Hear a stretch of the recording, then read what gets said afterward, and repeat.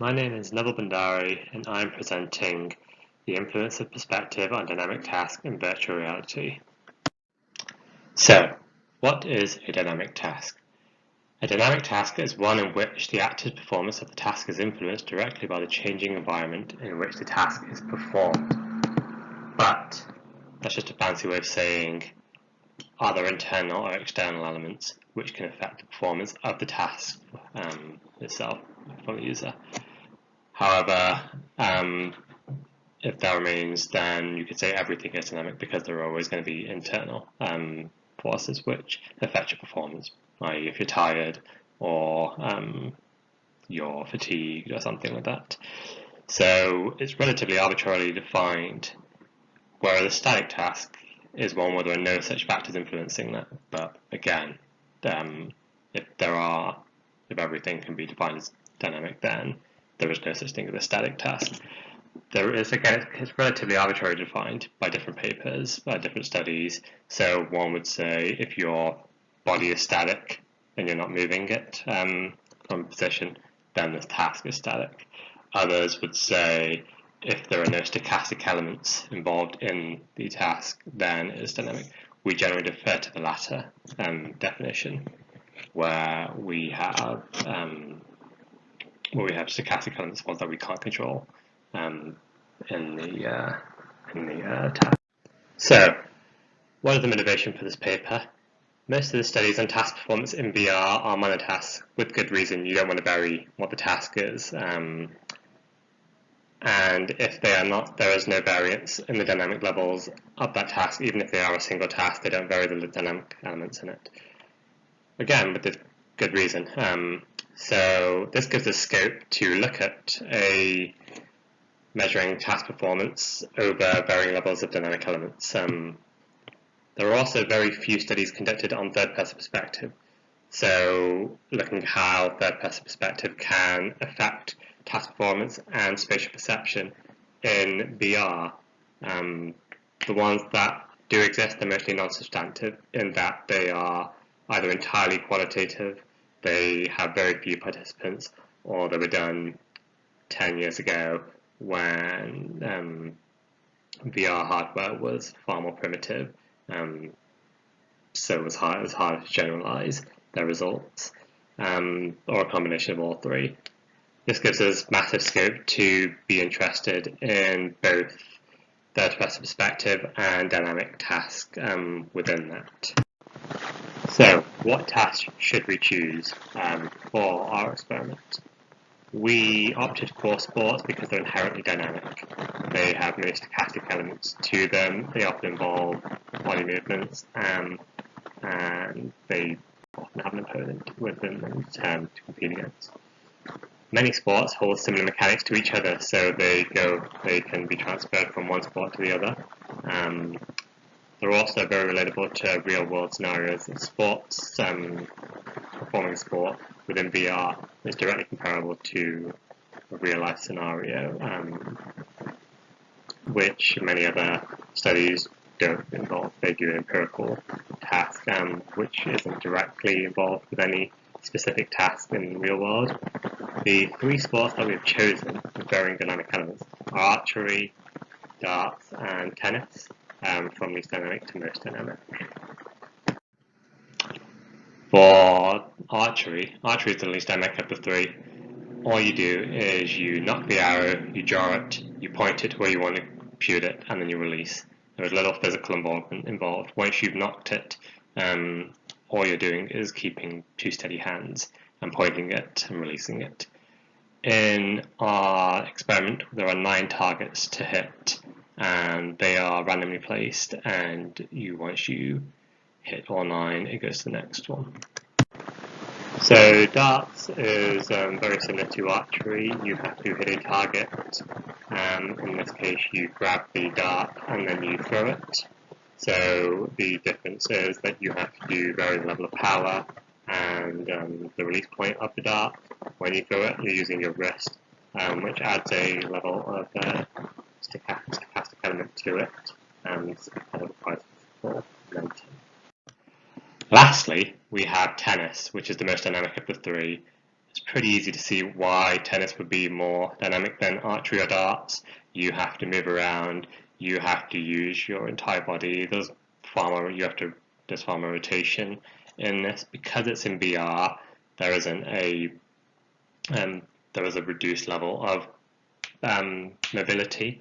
So in this specific case, we have centered the position of the user, made them remain static within that center position of the court on their side. They have to hit 3 targets on the other side of the court. So on this picture you can see there's a glowing target there. They have to hit the ball to that target. That target then can move in an equidistant quadrant, an equidistant square on the back of the court on the 3 positions there.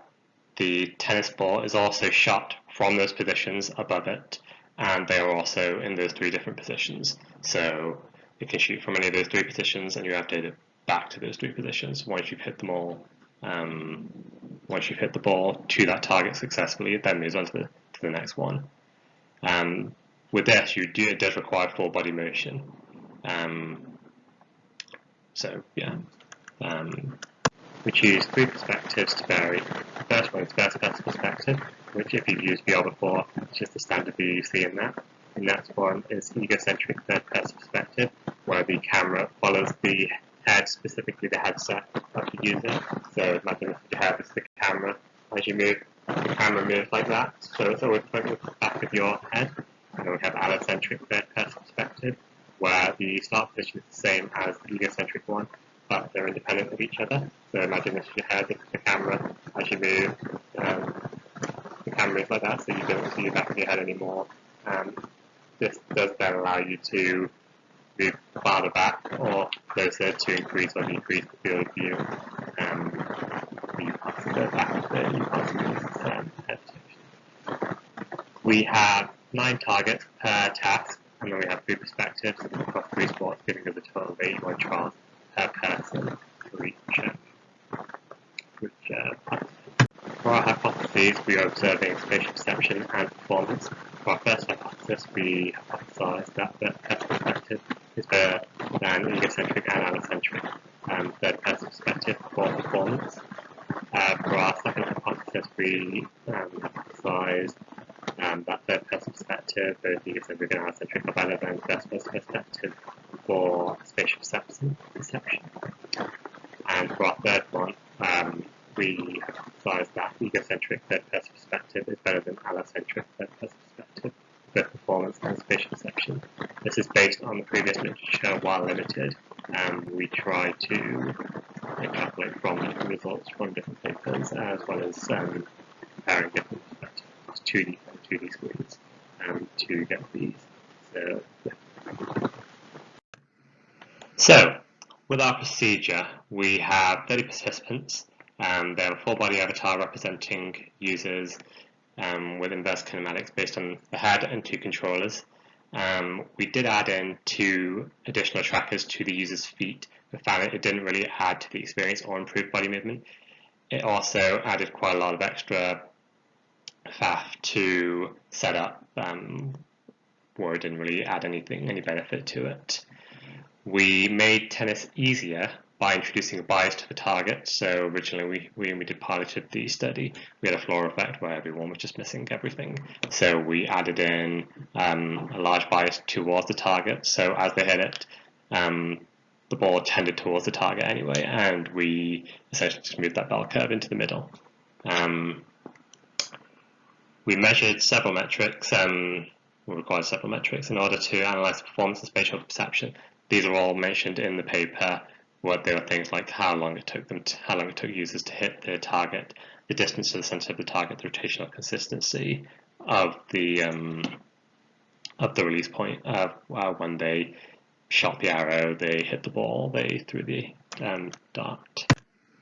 So, what were the results from from archery specifically? So all the metrics supported the first hypothesis, where first person perspective outperformed third person perspective, both the egocentric and allocentric, every time. They did, however, reject the second hypothesis. Again, first person perspective beat both the egocentric and allocentric, third person perspective, and then we got mixed results for the last hypothesis. Whilst users were more accurate in egocentric, they had better rotational consistency in allocentric. In darts, again, all the metrics supported the first hypothesis. So again, users performed better in first person than they did in third person. Both of them, there was a partial support for the second hypothesis, while users performed better for all the spatial perception metrics in allocentric than they did in first person perspective, but they performed worse in egocentric than in first person perspective. And then lastly, we rejected the third hypothesis because users performed better in allocentric third person than they did in egocentric third person, and they had better spatial perception. So the different results for archery and darts, and finally we have the results for tennis. So they were inconclusive for the first hypothesis. We didn't get there weren't any significant differences between any of the perspectives in performance specifically.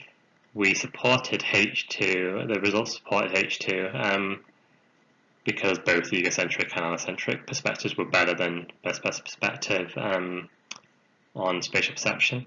And then we rejected H3 because users in allocentric third person had better spatial perception than in egocentric third person.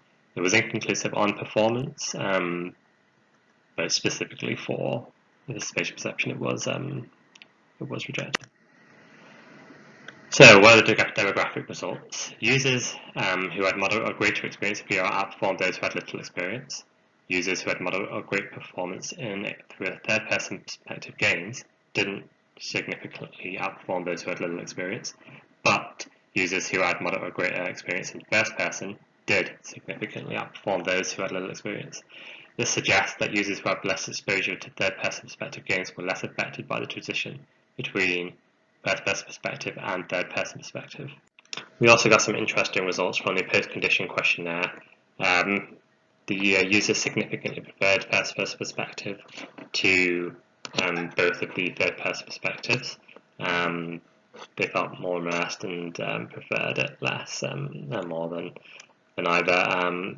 Similarly, the users felt more immersed and preferred less dynamic task to more dynamic task as a trend. So as the task got more dynamic, the users felt less immersed and preferred it less. They also found the less dynamic sports easier. So what are the limitations of our research? The apparatus, the controllers didn't match what they would in real life. There was a lack of physical feedback, so when they hit the ball, obviously they weren't earning anything, even though we provided haptics in the form of controllers. It's very different to the actual thing. And then again with the generality thing. So although we noted that previous studies weren't necessarily optimal for generalization, it doesn't mean that ours is as well. So we have specifically done it on sports, and even though the task are dynamic, we got quite different results for each of them, which also could suggest that the task is obviously very important, and it might have very different results depending on the type of dynamic task, because by the definition, dynamic tasks can be vastly different from each other. The different stochastic elements involved may impact massively. And thank you for my talk. Thank you very much for my talk. Cool.